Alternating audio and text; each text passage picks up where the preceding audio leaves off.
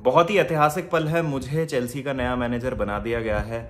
जयपुर की गलियों से फुलम तक का सफ़र हमने पूरा कर लिया है। तो मैं आप सबका तहे दिल से शुक्रगुजार हूं कि आप लोगों की वजह से मुझे ये मौका मिला है। मैं शुक्रिया अदा करना चाहता हूं चेल्सी की नई ओनरशिप का और जितने भी लोग इन्वॉल्व रहे हैं मुझे इस मुकाम तक पहुंचाने के लिए।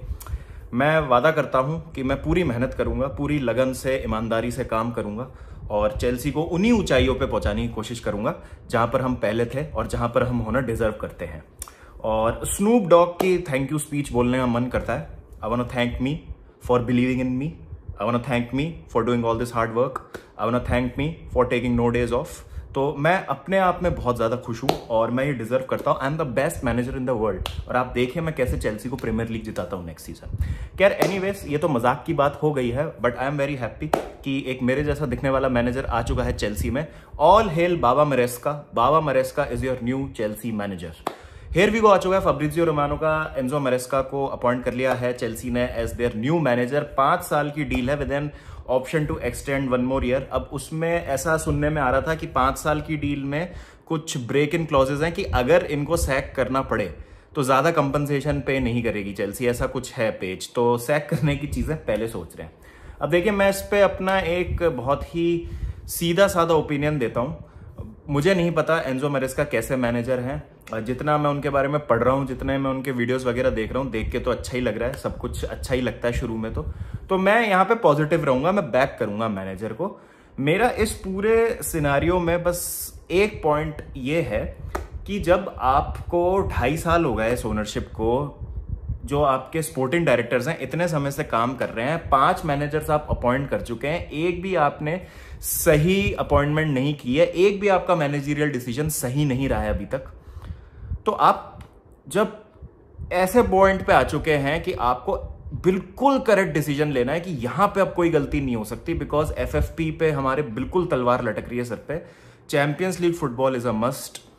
बार बार मैनेजर्स चेंज हो रहे हैं, टीम का मोराल भी अफेक्ट होता है, प्लेयर्स को विश्वास नहीं रहेगा इस प्रोजेक्ट में ज्यादा देर तक, और भी लोग जितने जुड़े हुए हैं उनका भी भरोसा उठता जाएगा, फैंस का भरोसा उठता जाएगा इस प्रोजेक्ट से।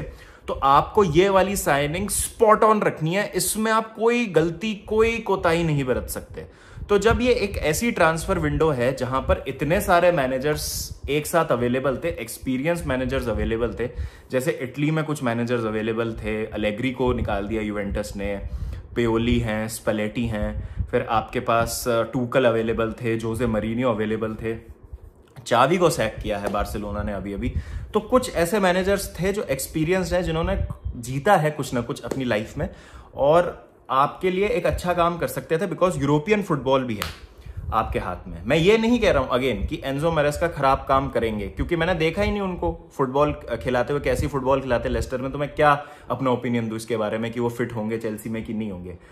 बट पॉइंट ये है कि अगर कोई मैनेजर अवेलेबल नहीं होता और फिर आप एंजो मरेस्का के लिए जा रहे होते तो समझ आती बात। बट अब जब आपके पास इतने सारे मैनेजर अवेलेबल थे और आप नहीं ले सकते थे कोई रिस्क, तो क्यों आप ऐसे मैनेजर के लिए जा रहे हैं जो चैंपियनशिप में एक सीजन जिसने दी है कोचिंग और वो प्रमोट होके जस्ट अभी आ रहा है, और यूरोपियन फुटबॉल भी है आपके पास। तो ठीक है, चलिए जो भी आपका इसके पीछे थॉट प्रोसेस है, आई होप कि हम सब जो हैं गलत प्रूव हो जाए। अगेन मैं ये नहीं कह रहा हूं कि एंजो मरेस्का खराब मैनेजर हैं या हमारे लिए अच्छा काम नहीं करेंगे। मुझे डर लग रहा है एज अ चेल्सी फैन, मेरी फट रही है कि भाई अगर यहां पर ये मूव भी गलत हो गया तो एज अ फुटबॉल क्लब हम बहुत ज्यादा पीछे हो जाएंगे। एज इट इज हम बहुत ज्यादा पीछे हैं, और क्योंकि एक चैंपियनशिप मैनेजर हमने अपॉइंट किया है, मैं अपनी एक्सपेक्टेशंस कम नहीं करने वाला हूं।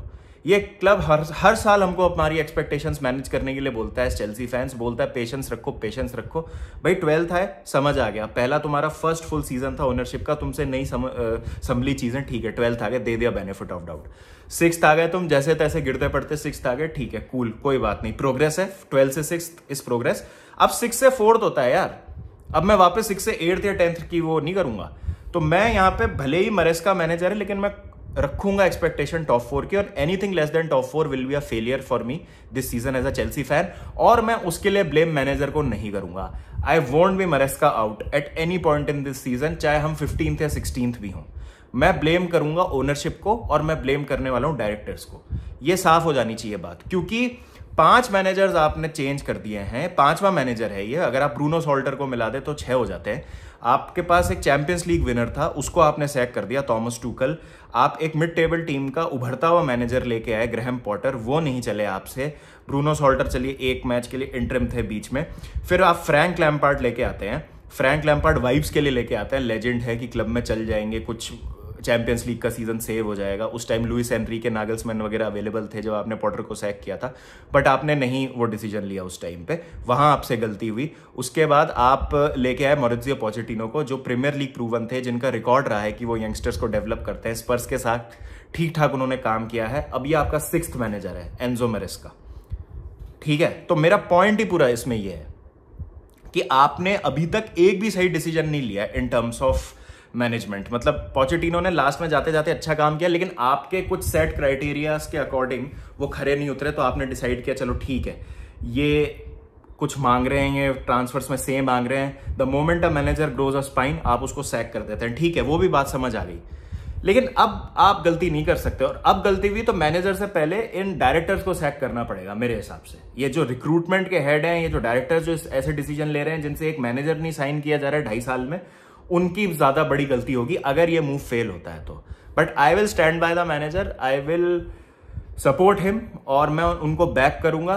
2 रीजन है, एक तो उनकी गलती नहीं होगी, मतलब he would be setup to fail. अगर वो आते हैं तो उनको सेटअप किया जाएगा फेलियर के लिए, ऐसा नहीं होगा कि उनकी गलती होगी कि उनको ऐसे एनवायरनमेंट में लाके रख दिया जहां पे ओनर्स बोल रहे हैं कि भाई यही आपको खिलाना है, यही प्लेयर्स है, यही स्क्वाड है, ऐसा ही आपको करना है। उसमें अगर ये मैनेजर काम करने आ रहा है तो ठीक है, मतलब कुछ ना कुछ रिस्पॉन्सिबिलिटी मैनेजर की भी होगी, because he knows what he is working into. But हाँ, मेजॉरिटी मैं ये कहूंगा कि ओनर्स को और डायरेक्टर्स को यहाँ पे अकाउंटेबल होना पड़ेगा अगर कुछ भी गलत होता है तो। दूसरा है, मेरे जैसा दिखता है मैनेजर तो मैं तो सपोर्ट करने वाला हूँ। बहुत ज्यादा सॉफ्ट कॉर्नर हो गया एंजो मैरेस्का के लिए, बाबा मैरेस्का ओपी। बट कुल मिला के अब बात यह है कि अब एज अ फुटबॉल क्लब हमको अपने स्टैंडर्ड्स नहीं गिराने हैं।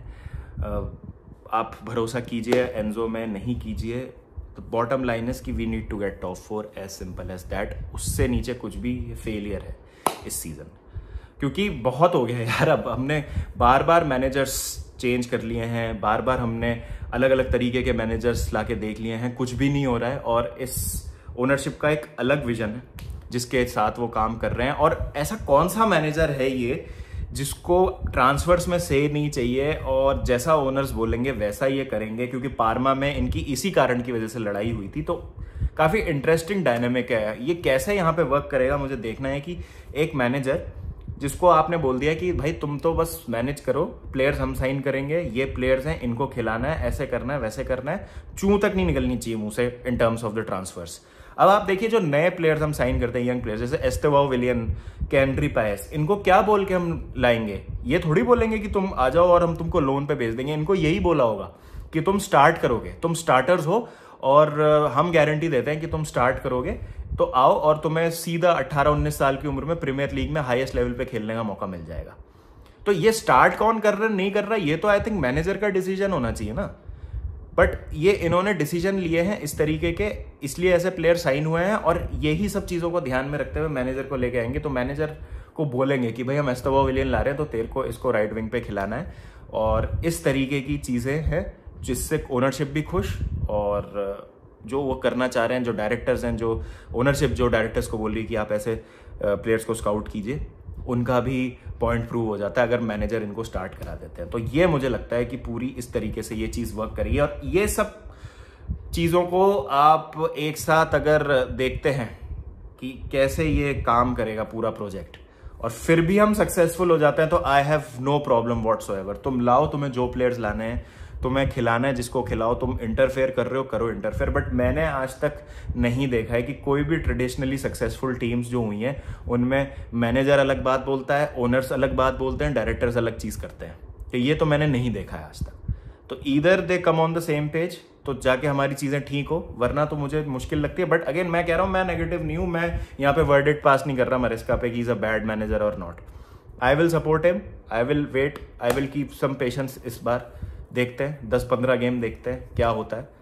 बट डर लग रहा है मुझे, मैं बस इतना कह रहा हूं कि हमें एक प्रूवन या एक्सपीरियंस मैनेजर के लिए जाना चाहिए था at this point in our history, मुझे ऐसा लगता है। ये बहुत इंपॉर्टेंट और बहुत फ्रेजाइल पॉइंट है हमारे एस फुटबॉल क्लब, हमारी टाइमलाइन में। तो देखते हैं क्या होता है। आपकी क्या राय है? Please to let me know in the comment section. Congratulate कर दीजिएगा मुझे कमेंट्स में, नौकरी लग गई है, चेल्सी फुटबॉल क्लब का मैनेजर बन गया हूँ मैं। मिलता हूँ आप लोगों से जल्दी। Bye bye, take care, piece.